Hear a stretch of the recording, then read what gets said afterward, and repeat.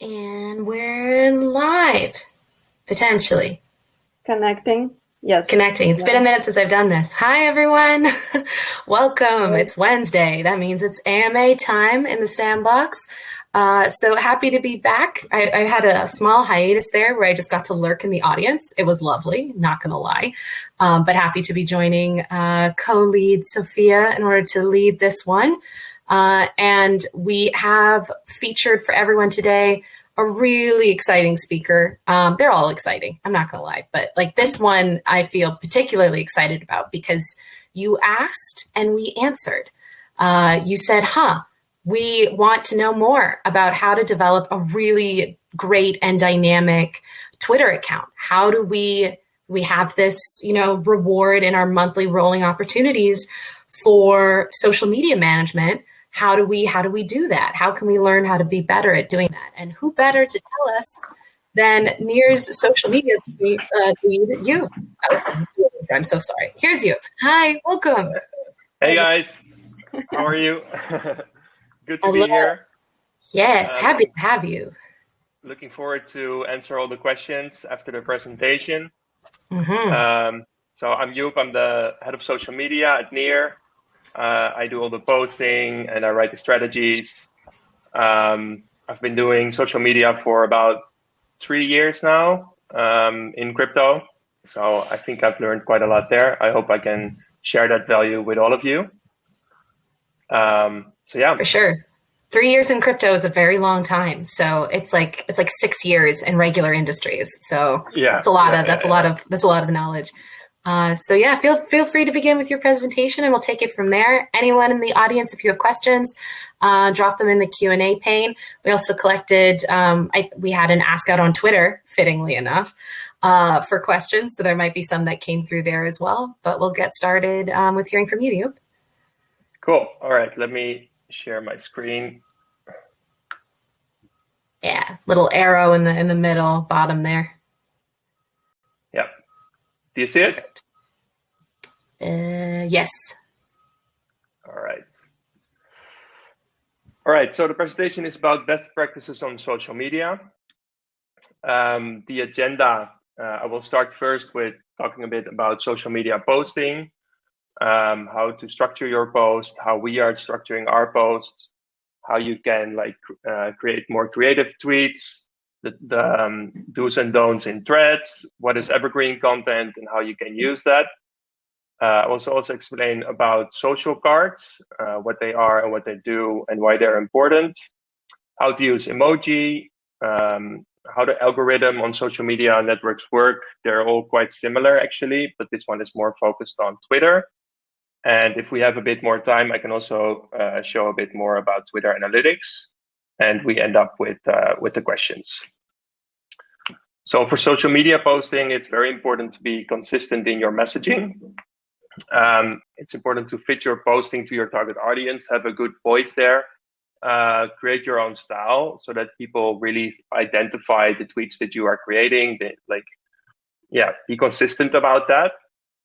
And it's really important to create a sense of urgency very fast because everyone is scrolling through their feeds. And if you don't instill a sense of urgency or grab attention in like the first sentence, people will just keep on reading and skip your tweets. It's also very important to explain the value of the tweet and its CTAs, the call to action, like why are you tweeting this?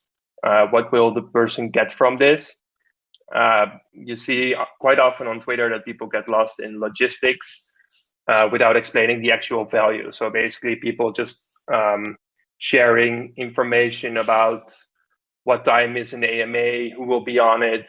But then if you don't explain why people should join the AMA, there's no incentive for people to actually participate in an AMA or a presentation or anything that you would like to show. So this is an example of Near Week actually that I provided some feedback with. You can see here the before. So basically this showed a lot of information here. So like the 10th edition updates, subscribe to the newsletter, join the Telegram community, but it's not really clear like what is happening. It doesn't really reflect on, there's no real urgency there. So now the tweets are much better structured, I think. It starts with sort of a title, and then here's like actual value, like, oh, Near Protocol launched simple nightshade sharding. We're going to announce the hackathon winners. So like that really reflects to people like, hey, I want to know more about this. And they're much more likely to actually click on the CTA. So these things are very important when you're drafting your tweets. So this is how we draft our tweets at Near Protocol. Obviously, not every tweet, and sometimes you can play around a bit with it. But in general, the tweets start with a hook. It's basically the title of the tweet, and it creates some sense of urgency, grabs the attention of the reader. And after that, you go on to explain the value of the tweet, go deeper into that. After that, you can provide extra information and logistics, like what is the time of what's happening, the place, who is attending, etc., etc. And then after that, you make the CTA, the call to action, like what do you want people to do when they've read the tweet or engaged with it. It's important there as well to don't ask to click on several things. Always have one action that people should perform. Otherwise, it can get a bit confusing and messy. If you actually want to promote a tweet on Twitter ads, you're not even allowed to give several CTAs because Twitter also thinks it's very confusing. So here are some examples of how it's being structured. So basically here you see the title or the hook. You don't want to miss this. Near is empowering the new era of blockchain gaming. It's like really like, oh, wow, what's happening there? I talked about the Rust conference. So it's like you try to grab attention immediately, and then you go into more detail about whatever is going to happen later on. And then you can provide some more information at the people who will participate or the projects.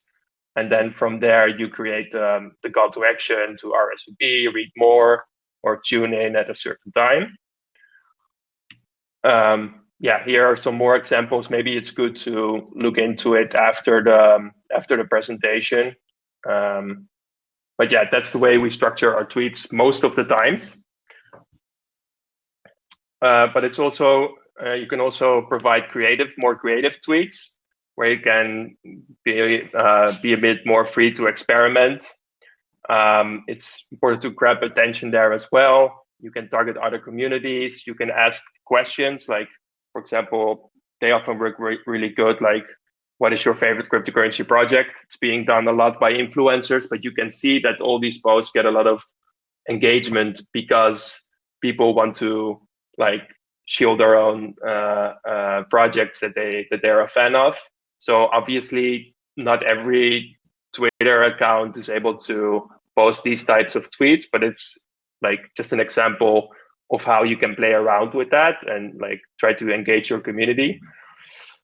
And visuals of data also work really well as creative tweets. It's pretty simple. The visuals I shared here, like last week we hit 1 million accounts on Near Protocol. You can really see that there's like 400 likes. It got a lot of engagement, a lot of comments. And here you can also see that a lot of the engagement actually came from people clicking on the tweet or on the visual itself. And Twitter sees that as engagement as well. So even though people might not like or comment or reply on the tweet, it still counts as an engagement, which influences the algorithm to show it to more people. Another few examples that we've done, like when we announced the partnership with Sushi Swap, we basically just posted an emoji of a sushi. You never know really like what's going to happen there, if people are going to understand, or so you can just try stuff and see how they respond. And this actually worked really well. It got a ton of engagement in like 10 minutes. We were already like at 80 likes or something, because it's like people get a bit curious, like, what are you trying to say? So that's a really fun way to engage your community. Here we targeted other communities as well, the Rainbow Bridge. Yeah, we try to target the Link, Uniswap, 1inch, etc., and ask like, what other projects would you like to see bridged to near next, so that also communities that that are not mentioned in this tweet can actually comment on the tweet itself. And ask questions like this: what is your favorite project building on Near protocol? These type of questions can really help to provide a lot of engagement. Okay, so about threads. Threads can be very helpful, but not always, because not always everyone really clicks on the actual thread. Not everyone sees immediately that the tweet is actually a thread. So people just see the first post and then miss a lot of it. But in some cases, it definitely is very valuable, especially when it's like urgent, time-sensitive, and in-depth content that you can't put into one tweet. And if you don't have time to write a full blog post, because it needs to be spread very fast.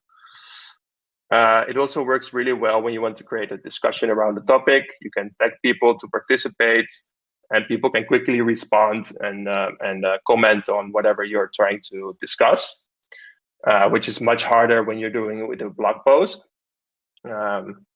So an example of when you could use a Twitter thread is when you're explaining a recent hack that happened to you, or there's some regulatory decision that could affect your project, or other very newsworthy item that like needs to be blasted into Twitter very fast. You can also do it in combination with a giveaway. We have done that actually quite a lot. So basically, you do a giveaway about, for example, NearCon, and then you ask people to like, retweet, and engage with the content. But then it helps really well to also make a thread of it, where you explain more about what NearCon is, why it's important, who is going to attend NearCon, etc., etc. And by putting it in a giveaway, the reach of the tweet will be much higher than when you would just share this information in a normal tweet. So it's always important to, when you're doing a giveaway, it's also always important, are you just doing it to get more followers and likes? Or do you also want to send out a specific message with that giveaway? And I'm a fan of trying to get like some actual information inside the tweet, or inside the thread in this case. Another very important thing is evergreen content, which is like content that stays good forever. So it remains its value over time. It can be blog posts or videos, visuals, even like recurring questions. Yeah, so it's nice to have this type of content for moments when you don't have a lot of news. You can schedule it with social media posting tools. Like you can schedule the same post like twice per month. So you always have some content that's going out. And then obviously you just mix up some days and times so that it's not always posted at the same time. So you reach different types of people. Social cards are very important as well. They're like clickable images with metadata leading to the link that you're sharing. You can see an example below here. Social cards really help to increase the amount of clicks and engagement on your tweets. If you like, it's really important to add the social cards to your blog post. So depending on what you're using to publish your blog, you can add the visual into the metadata, and then it shows up on the social networks. If you have the social card, it's very important to not add a visual to the tweet, because then the social card is removed and you just see the visual itself, which will decrease the amount of clicks that it will get.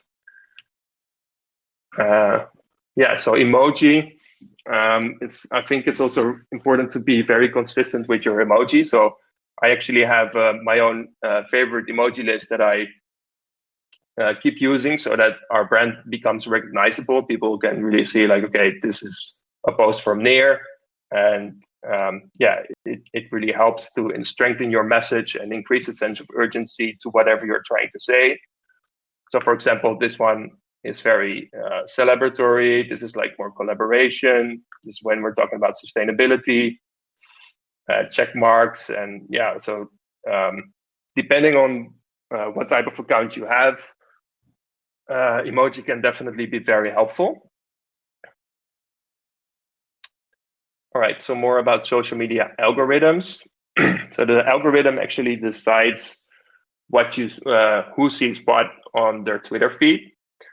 And algorithms push the high engaging posts, increasing their reach. So this means that like more engagement is more reach and more growth. Engagement is anything that people do when they're seeing your tweet. So for example, to like it, retweet, comment, and share. Those are the most known types of engagement, but also like link clicks, hashtag clicks, profile clicks, like making the tweet bigger by clicking on it or clicking on the image, like I showed before with this one. So this one actually had like over 3,000 engagements of people who are just viewing the tweet. And this also shows Twitter that it's like a valuable piece of content, and it will start promoting it to more people. So it had like 97,000 impressions because of this. Normally we have like, I think like on average, probably 15,000. So it shows that this performed really well. And it's a very simple tweet. In general, data, milestones, visuals of that work really well to get a lot of reach and engagement. Okay, so yeah, to influence your algorithm, there's no real simple answer to influence your algorithm or to grow your account. It really depends on what type of account you have. But from my own experience, I learned a lot from looking at Twitter analytics, basically checking in twice a week to see which types of posts have worked really well and which didn't, so you can replicate that success in another tweet. Yeah, like as I mentioned before, a good structure is important. Consistency with the structure, your own tone of voice, and yeah, grabbing the attention of the people reading the tweet. Showing the value. Try to sell your tweet. Like, why is this important? And yeah, visual content like images and videos, social cards. Well, yeah, and then it's also what helps a lot is to engage your community. So basically, share your tweet on Telegram, Discord. You can even ask people to like it or engage with the content, and yeah, help and retweet each other. So you can, or also maybe make like a group of projects that help each other to retweet each other, so that you share your audiences together. And yeah, post regularly. Try to really post twice per day. It can be a bit demanding to do that, depending on your on how many people working at your project. But I think twice per day is definitely a good standard, like in the morning and afternoon or something. And yeah, use a social media management tool like Sprout or Hootsuite to schedule these tweets, and also yeah, schedule the evergreen content and some nice questions for your community. So yeah, maybe I think we'll have enough time to do a rundown on Twitter analytics. To have a look there.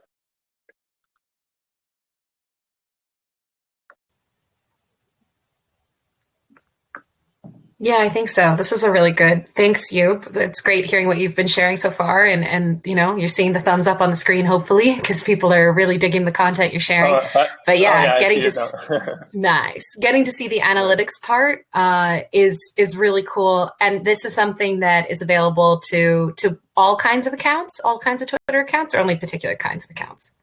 No, every account has Twitter analytics. Yeah, for sure. Nice. Okay. So yes, take it away.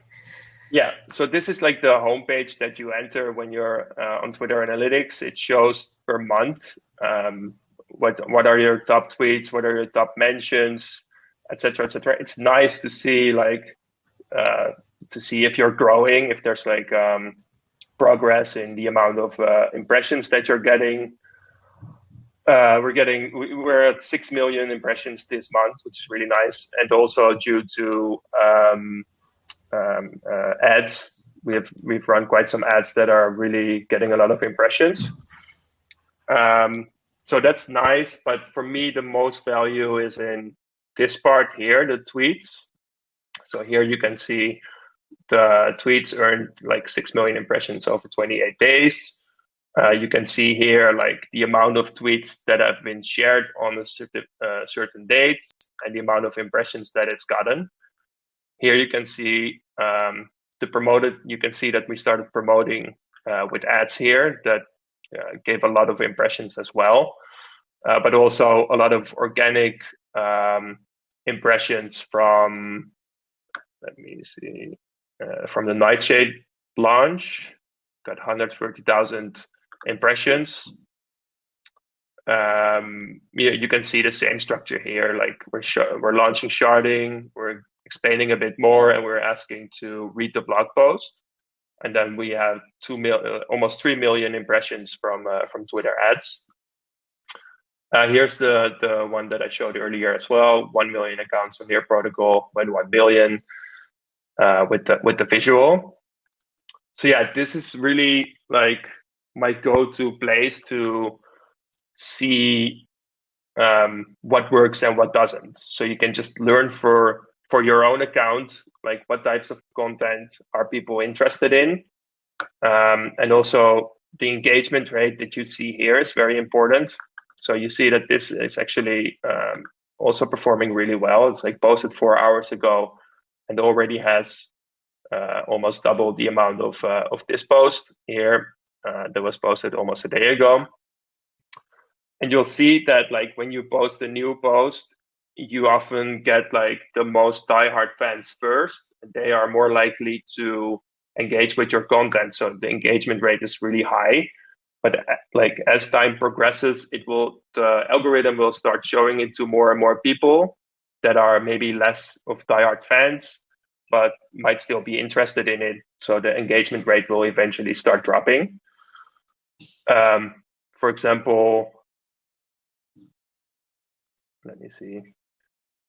You can see that with this post, for example, it now has 4.4% engagement rate, which is not that high for us, but it decreased because it was shown to so many people. Like in the first place, it got like probably like 25% in the first half hour or something, and then it gradually started dropping. Oh yeah, maybe it's good to show this as well. It's a bit slow today. Here you can see more detail on what actually, what type of engagement happened, and if it was promoted or organic. So here, detail expense is like clicking on the actual tweet. This is people who have clicked on the link. So this is a really good score. Like 3,200 people have actually clicked on the blog.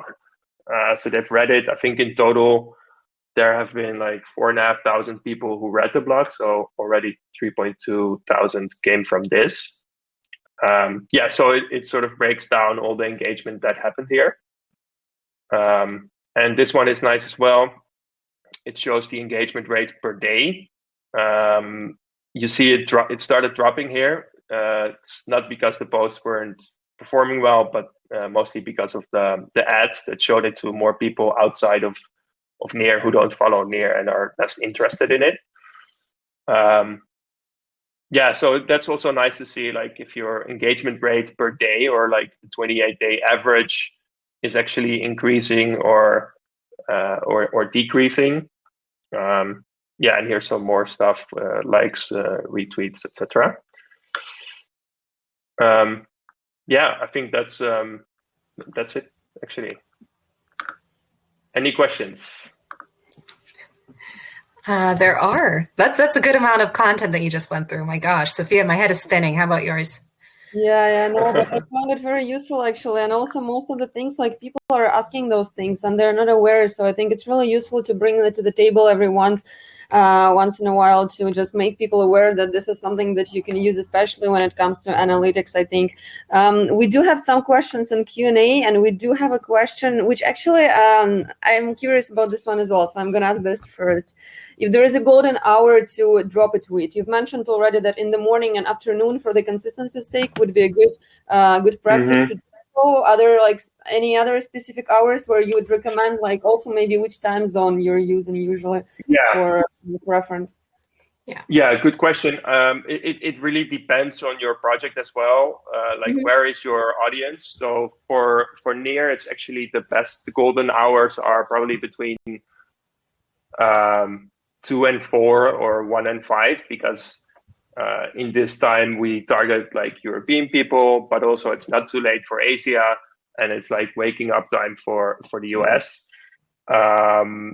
So yeah, there's like, yeah, it depends on your audience basically. But I think in general, when you're trying to target the same time zone, I would say it's good to post in the mornings, definitely, maybe like around 8 a.m. or something before people start working. They have some time to check their Twitter, maybe around noon during lunch, and then around 6 or 9. But it's hard to really pick down what works best. And also here you can experiment by keeping track of when you've posted something, if it got a lot of engagement.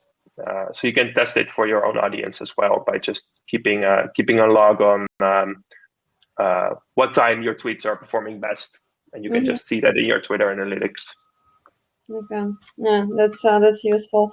Actually, I have a question, one more from myself, and then I'll switch to the public. How I'm being a bit selfish here, sorry. How much time do you spend on a good tweet that would get a lot of engagement? How much time would you spend on it generally, like creating the tweet and like all the emojis, like all the context around it? Is it like 10 minutes, an hour, 5 hours? Like what's the guess here? Yeah, good question. It really depends. Like I have been like basically managing all the incoming requests from all the projects myself for the last few months. I now have Olga who's helping me out with that, so that really helps me. But in general, like I would say, it really depends on the type of tweet that you're doing. But like, so for me, like when I'm going to draft a tweet for a project, for example, I really want to know everything about the project to really understand what the value of the project is, what is important, what is the main key that they are trying to address, and it can take quite some time to sort of narrow it down to the essence, for sure. Yeah, so. It's hard to judge. Yeah, the actual drafting. It's also like I also sort of enjoy the process as well, because often you have too many words or too many characters. There's like 180, I think, that you can use. So I often have like 240, and then I start skipping some stuff and playing around. And I would say the actual drafting takes maybe 10 minutes or something. Okay. But like there's much more work that's like in preparing the actual tweet. But like when I have all the information, yeah, maybe even faster than 10 minutes. But that's not the hardest part for sure. Yeah, it's the research. Like, for me, it was more like getting all the content, getting the visual, getting the blog, getting everyone to do their jobs and provide me with whatever I need. Yeah. Okay, yeah, that makes sense. Yes. So the question on the screen from the audience: what do you think about giveaways on Twitter? I think we touched upon this a little already, Yeah. but if you can elaborate, yeah, would be cool. Good question, because we actually have done quite a lot of giveaways, but I'm trying to slow it down a bit because I don't want to. It can harm the brand as well if you're like constantly doing giveaways. It looks a bit weird, maybe. But I think it's a good way to reach people that are not following you yet.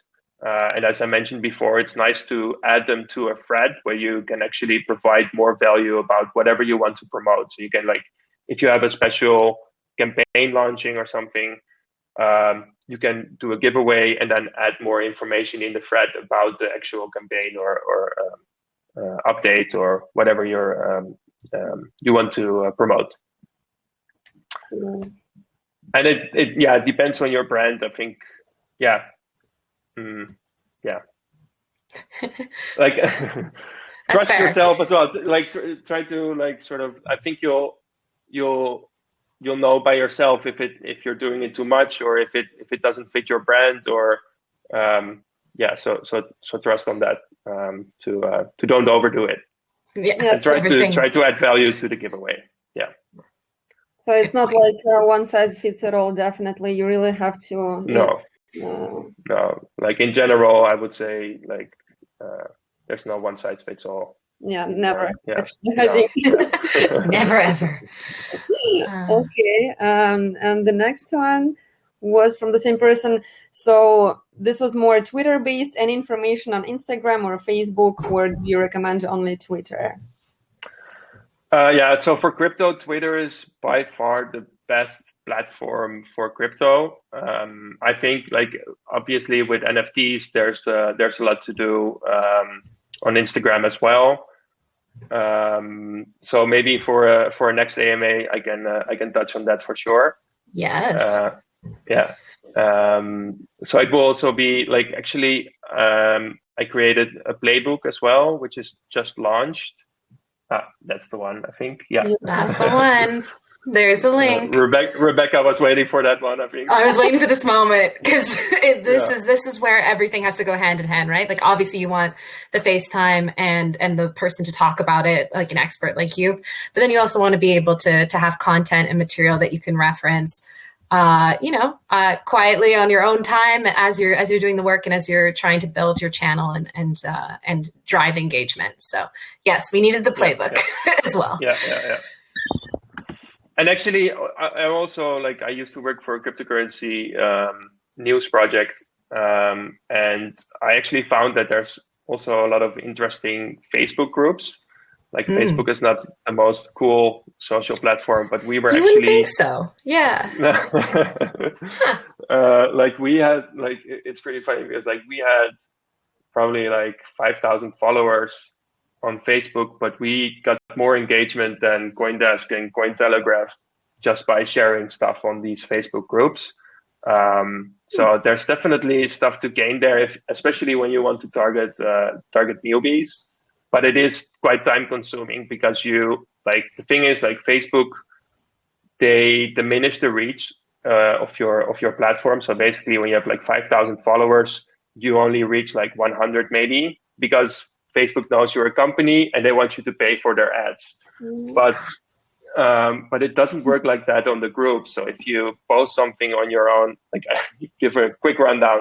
If you post something on your own page and then you share it in like 6 or 7 groups with like an engaging message or bold statement or something, people will start talking about it, and then it will show it to much more people, and you can actually reach quite a lot of people there as well. Ooh, a tip and trick for Facebook as well, thrown in for good measure. Okay. All right. That'll be for the next one, because the plan is, of course, that there will be a playbook per channel and social media platform. So stay tuned for more of those to come. Twitter was just the beginning. But we have another question here. So what's the best way to deal with trolls in the replies? Do you become as savage at any point like Wendy's? Oh, they have the best clapbacks. They have the best responses. So yeah, how do we address this, Joop? How do we address the trolls?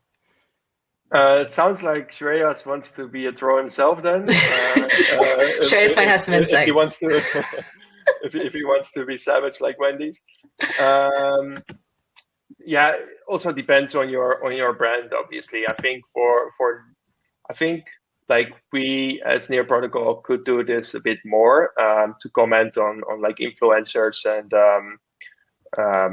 other things. But it's also very time consuming to like scroll through your feed and try to find the right tweets to comment on. So it's almost like a dedicated job, because if you're commenting other people's tweets, it's very important to be early. So you need to respond within like a few minutes, especially if you're commenting on bigger accounts. There's always people who are waiting for them to post.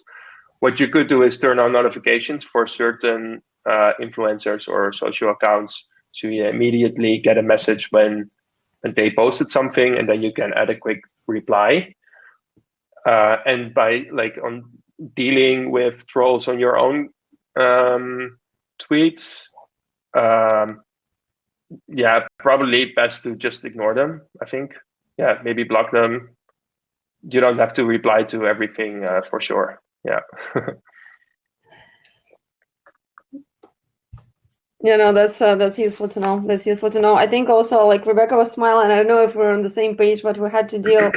You've probably been on the first party of Open Web Sandbox on Discord. He was. Yeah.